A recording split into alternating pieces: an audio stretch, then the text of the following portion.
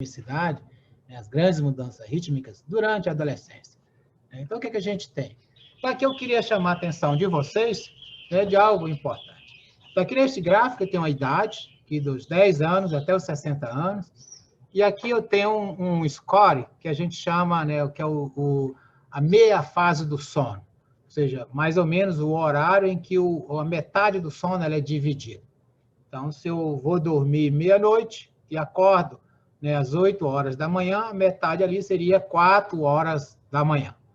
Tá? Então, significa que se eu tiver 3 horas, né, e eu tiver a mesma duração de sono, né, então o sujeito aqui, em vez de ter de dormir meia-noite, ele foi dormir um pouco mais cedo, né, 1 hora mais cedo, e acordou 1 hora mais cedo, teria aqui, né, a metade do sono, lá próximo de 3 horas e meia. Então, isso aqui é um trabalho feito, né, pelo grupo da Alemanha, do professor Till Hohenberg. E aí, com mais, né, de 100 mil pessoas, né, próximo de 10 anos até 60 anos. Então, o que ele observa, esse que está em escuro, né, são as meninas, e o que está aqui em branco, né, são os meninos. Então, neste primeiro momento aqui, nos primeiros anos, aqui, entre 10 e o 20º ano de vida, o que a gente observa é que a meia fase do sono, que nós chamamos, né, o Thornbeck chama isso do score para o cronotipo, vai ficando mais tardia. Significa que aqui os jovens, quando vão se tornando mais adolescentes, eles vão dormindo mais tarde e acordando mais tarde. Então, a meia fase do sono independe da duração do sono. Então, isso é algo importante. Então, há uma mudança brusca aqui, né, na fase do ritmo. Então, o ritmo tende a uma condição que nós chamamos de atrasar, ou seja, ele passa a dormir mais tarde e acordar mais tarde.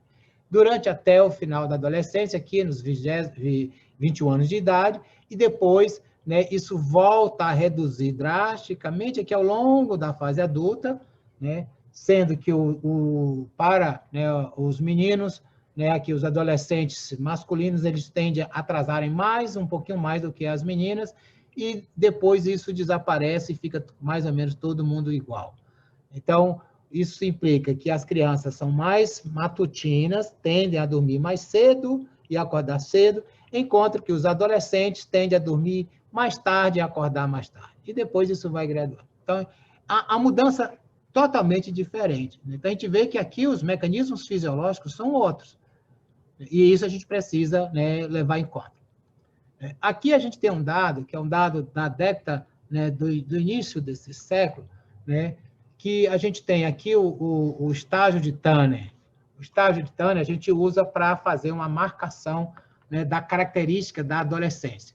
Né? O estágio de Tanner, né, ele tem várias coisas que estão, né, envolvidas, né, que é o amadurecimento ósseo, né, o aparecimento, né, dos pelos pubianos, desenvolvimento, né, dos órgãos reprodutores, etc. Então, esse conjunto, né, de elementos formam, né, o estagiamento. Então, quando a gente diz o estágio 1, ainda é criança, né, e aí o estágio 2 começa, né, a fase da adolescência, até quando ele entra mesmo na fase da adolescência completa, onde já tem o amadurecimento gonadal, né, o fechamento das epífises ósseas, que você detecta isso pelo raio-x, né, aí você já tem, né, o amadurecimento. E aqui a gente tem o nível de melatonina, quando a curva de melatonina começa a subir. Então, é o horário, né, em que a curva de melatonina começa a subir. Então, para esse sujeito aqui, né, quando ele estava no estágio Tanner 1, o que a gente vê? Que ele tem aqui às 19 horas. Aqui esses sujeitos, né, 20, 22 horas. Os sujeitos 2, eles estão mais aqui, os 3 aqui, o 4 aqui, os 5 aqui estão mais atrasados. Se a gente fizer um gráfico de correlação, a gente vê que, gradualmente, o início da melatonina ele vai atrasando, ele vai ficando mais tarde, conforme o desenvolvimento, né, da adolescência, a entrada da adolescência. Então, essa entrada da adolescência, que é uma transformação hormonal, uma mudança, muda drasticamente isso aqui. E é claro que isso, né, tem uma relação importante, que é o que nós vamos chamar das diferenças individuais.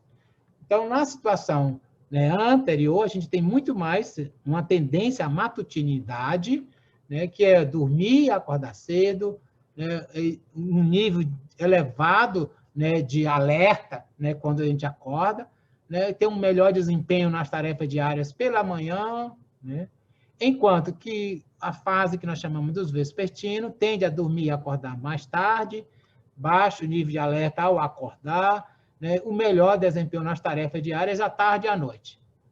Então, veja, são diferentes. Então, isso aqui eu estou na fase infantil, na criança, enquanto eu sou criança, eu tendo mais essa característica, esse fenótipo.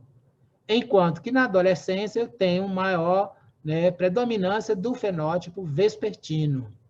É claro que isso tem uma diferença, né, entre os indivíduos, mas isso muda, e é isso que a gente precisa levar muita atenção.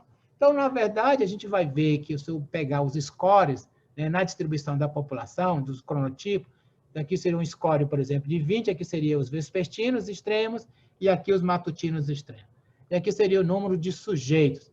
Então, a maioria dos sujeitos estão numa fase que a gente chama intermediária, tem em torno de 10% vespertino e 10% entre os matutinos. Sendo que, quando isso na população geral. Na adolescência, a gente tem uma tendência, né, a ter mais vespertino, na infância, mais matutino, e no envelhecimento, a gente volta a ter uma tendência também a ter mais, né, matutino. Então, é importante, vocês agora, nossos alunos, vocês que estão fazendo a disciplina, né, vocês têm uma tendência, com certeza, de ser mais vespertino. Mas vocês provavelmente tiveram muitos problemas durante essa fase da adolescência, não só pela presença, né, dos hormônios, né, que vocês tiveram, né, mas por várias outras coisas, né, que é o desafio maior da adolescência, que tem a projeção da vespertinidade, é com os horários escolares. E, além da presença dos hormônios que muda o nosso funcionamento do nosso sistema circadiano, a gente também tem um comportamento que é um comportamento de maior exposição à luz noturna, principalmente exposição à luz, né, de tablet, computadores e celulares, que tem muita luz azul, que promove mais ainda, né, o atraso, né, do nosso ritmo. Então, esse diagrama, ele mostra de uma forma clara, né, o que é que ocorre. Então, aqui eu tenho as horas do dia, né, aqui eu tenho os dias da semana, segunda para terça, terça para quarta, né, quarta para quinta, quinta para sexta, sexta para sábado, sábado para domingo e domingo para segunda. Tá certo? Aqui eu tenho uma criança. E aqui eu tenho um adolescente. E aqui eu tenho o início do sono. Cada barra dessa é o sono. Então, aqui em azul é o sono durante os dias de escola. E em verde é os dias no final de semana. O que a gente observa aqui é que a criança ela dorme cedo e acorda cedo. Isso pensando na criança brasileira, criança aqui em Natal. Então, ela acorda aqui nesse horário, próximo de 6 horas, né, que é isso que a gente observa, né, e o horário de dormir está aqui, criança dorme mais. Na adolescência, você tem um atraso no início do sono. Então, aqui, veja, não vai dormir aqui lá para próximo de 10 horas, mas aqui próximo lá de meia-noite.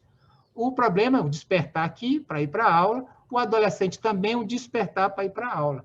Então, o que está acontecendo? Se eu for olhar a duração do sono no final de semana de uma criança e do adolescente, o adolescente vai dormir muito mais.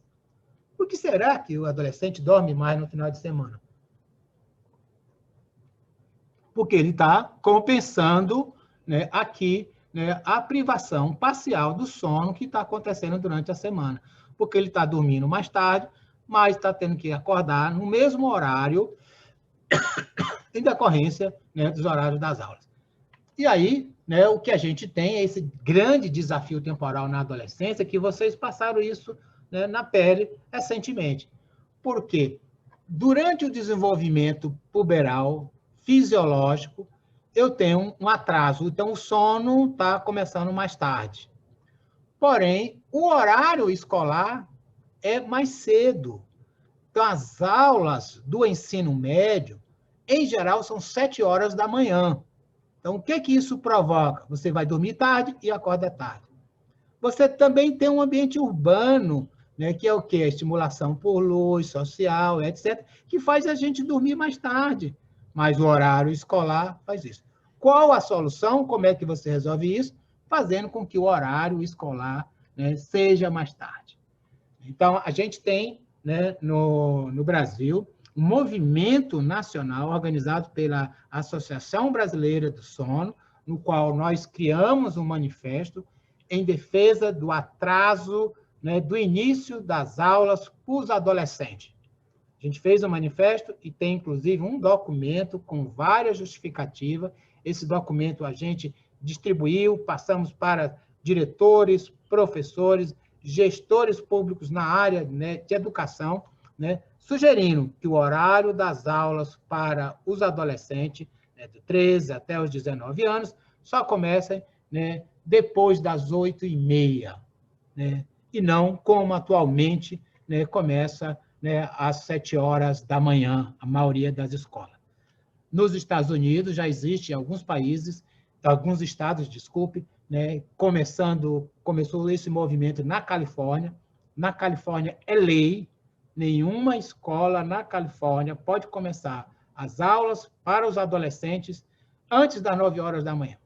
Em outros estados, né, isso muda um pouco, né, 8h30, né, 8h45, etc. Mas esse é um movimento nacional que tem, e esse é um movimento também que a gente tem no Brasil, né, e a gente, inclusive, né, pede, né, a vocês que se envolvam nesse movimento. Tem, inclusive, grupos familiares que têm página no Facebook, aqui no Brasil, né, em defesa de um atraso, né, do início das aulas para a adolescência, porque isso é importante. Nós precisamos acabar com essa guerra que existe entre as mães e os filhos, né, com essa briga, né, que só atrapalha, que é as mães tentando acordar as crianças cedo para ir para a escola, né, e o problema, né, é que a criança, biologicamente, ela tende a dormir mais e a dormir mais tarde, né, e não é o despertador que vai resolver isso. O que vai resolver, né, é exatamente, né, o atraso do início das aulas, fazer com que as aulas, né, para os adolescentes, em especial para o final do ensino fundamental e o ensino médio, comecem depois das 8h30. E é claro que isso, por exemplo, afeta, né? Isso é diferente quando a gente, né, está vendo o contexto social, né? Esses são trabalhos do professor Fernando Lousada, né, lá da Universidade Federal do Paraná, né, que ele tem estudado populações, né, que vivem em ambiente urbano e em ambiente rural. E ele vê claramente que, mesmo no ambiente rural, você tem um atraso de fase, mas quando você tem energia elétrica, esse atraso ele é mais importante. E hoje nós vivemos, né, com a população, né, no Brasil, a maioria da população brasileira hoje tem, né, energia elétrica, não só energia elétrica, mas também usa dispositivos que emitem luz azul, que promove, né, bastante atraso, né, do início. E na universidade, né, que é essa fase de transição da adolescência para a fase adulta, além da gente ter, né, uma pressão muito grande para o desempenho, né, dos alunos, nós, né, professores, exigimos muitos de vocês, né, a sociedade exige, a carga horária é bastante grande. Então, qual é o impacto disso, né? O que a gente tem observado, por exemplo, esse é um trabalho do Lund, que ele mostra que no sono dos universitários, né, é uma revisão, né, sistemática, mostra que 60% tem, né, a qualidade do sono ruim. Isso aqui é um instrumento, que é o Índice de Qualidade de Sono de Pittsburgh, que é um índice feito na Universidade de Pittsburgh, nos Estados Unidos, e quando ele é maior do que 5, significa qualidade do sono ruim.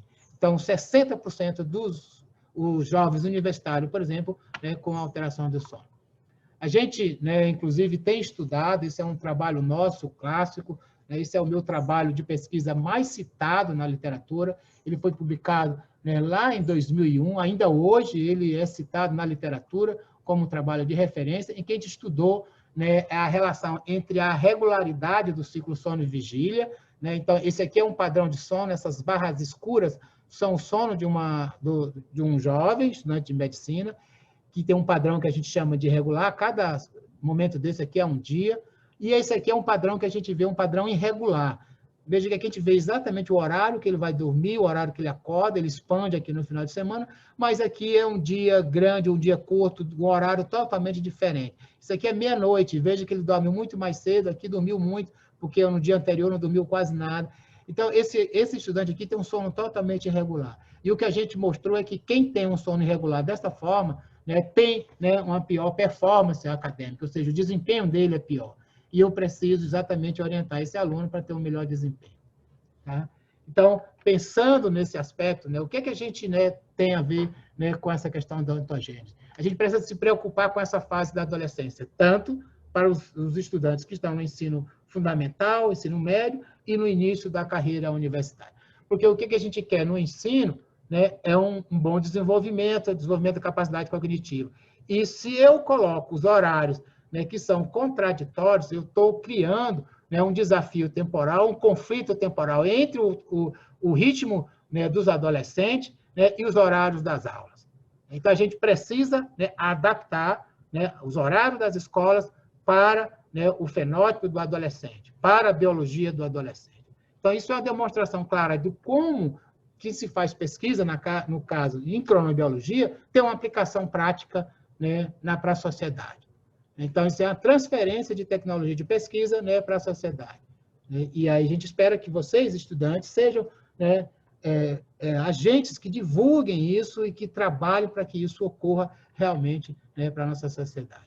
Por exemplo, agora nós estamos cobrando, né, dos candidatos que defendam, né, essa política de que os horários das aulas, né, sejam atrasados para os adolescentes.